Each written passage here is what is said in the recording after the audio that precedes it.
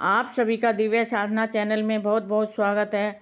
अब मैं आपको बताऊंगी कि हमारे सनातन धर्म में दो महान ग्रंथ हैं, एक श्री रामचरितमानस, दूसरा श्रीमद् भागवत गीता।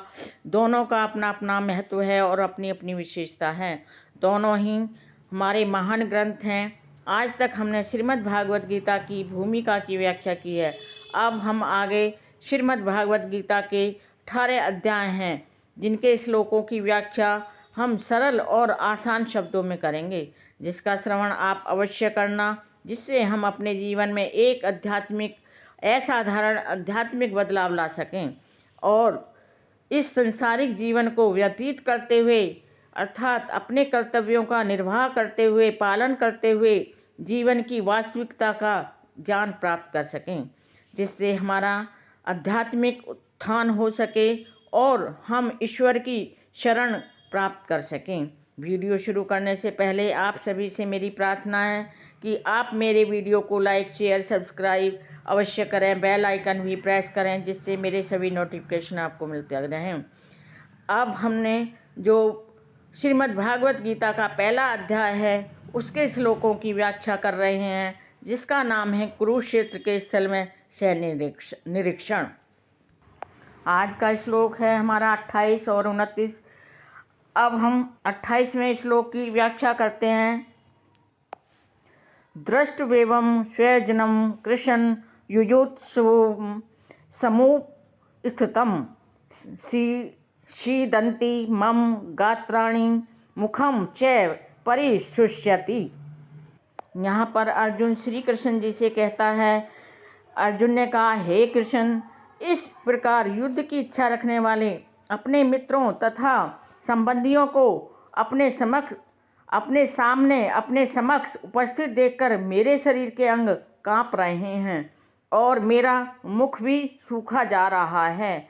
यहाँ पर कहने का तात्पर्य यह है कि यथार्थ भक्ति से युक्त मनुष्य में वे सारे सद्गुण रहते हैं जो सत्पुरुषों और या देवताओं में पाए जाते हैं, जबकि अभक्त होता है, जो भक्त नहीं होता है, वो उसकी अपनी शिक्षा तथा संस्कृति के द्वारा भौतिक योग्यताओं में चाहे कितना ही उन्नत क्यों न हो, इन ईश्वरीय गुणों से वह विहीन ही होता है, अर्थात उसमें ईश्वरीय गुणों का बहुत ही अभाव होता है।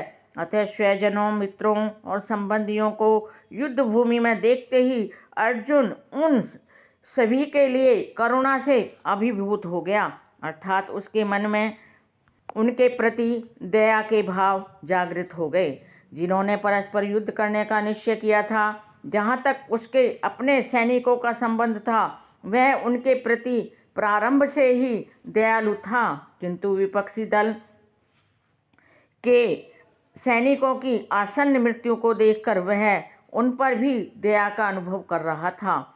और जब वह इस प्रकार सोच रहा था तो उसके अंगों में कंपन होने लगा और अर्थात उसका शरीर कांपने लगा और वह उसका मुख भी सूख गया। उन सबको युद्धाभिमुख देखकर, अर्थात उन्हें युद्ध के प्रति इतना लालायित होता हुआ देखकर उसे बहुत ही आश्चर्य हुआ, अर्थात उसे बहुत ही दुख का भी अनुभव हुआ। प्राय सारा कुटुंब, अर्जुन के सगे संबंधी उससे युद्ध करने के लिए आए थे। यद्यपि उनका उल्लेख नहीं है, किंतु तो भी सहज अनुमान लगाया जा सकता है कि न केवल उसके अंग ही कांप रहे थे और मुख सूख रहा था, अपितु वह दयावश रुंदन भी कर रहा था, अर्थात उसकी आंखों में आंसू भी बह रहे थे।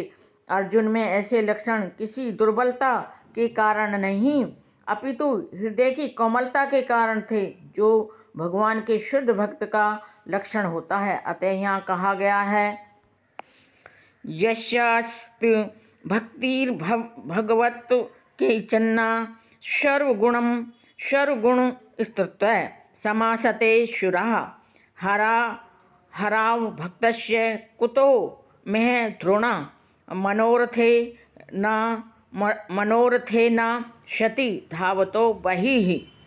जो भगवान के प्रति अविचल भक्ति करता है, उसमें देवताओं के सारे सद्गुण पाए जाते हैं, किंतु जो भगवत भक्त नहीं होता है, अर्थात वह कृष्ण का भक्त नहीं होता है, उसके पास भौतिक योग्यताएं तो रहती हैं जिनका कोई मूल्य नहीं होता।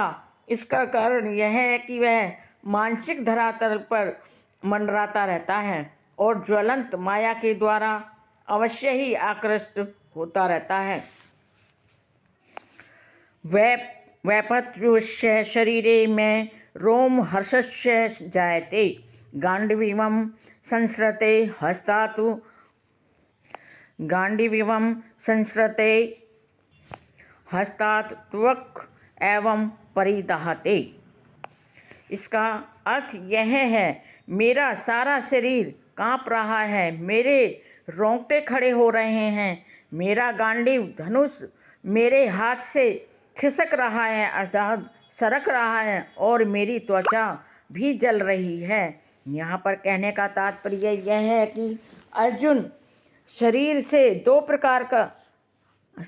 अर्जुन के शरीर में 2 प्रकार का कंपन होता है और रोंगटे भी 2 प्रकार से खड़े होते हैं। ऐसा या तो आध्यात्मिक परमानंद के समय या भौतिक परिस्थितियों में अत्यधिक भय उत्पन्न होने पर होता है। दिव्य साक्षात्कार में कोई भय नहीं होता। इस अवस्था में अर्जुन के जो लक्षण दिखाई दे रहे हैं वे भौतिक भय अर्थात जीवन की हानि के कारण हैं। अन्य लक्षणों से भी यह स्पष्ट है, वह इतना अधीर, इतना व्याकुल हो गया है कि उसका विख्यात धनुष गांडीव उसके हाथों से खिसक रहा है, सरक रहा है और उसकी त्वचा में जलन उत्पन्न हो रही है। ये सब लक्षण देहात्म बुद्धि से जन्य हैं। आज के इन 2 श्लोकों की व्याख्या हम यहीं समाप्त करते हैं। आगे के श्लोकों की व्याख्या हम कल करेंगे। मेरे वीडियो में अंत तक बने रहने के लिए आप सभी का कोटि कोटि धन्यवाद। मेरी आपसे प्रार्थना है कि आप मेरे इन श्लोकों की व्याख्या जो मैंने सरल और आसान शब्दों में की है उसका श्रवण, उसका लाभ अवश्य उठाना। मेरा वीडियो देखने के लिए आपका कोटि कोटि धन्यवाद, नमस्कार। और कमेंट बॉक्स में जय श्री कृष्ण अवश्य लिखना। शुक्रिया।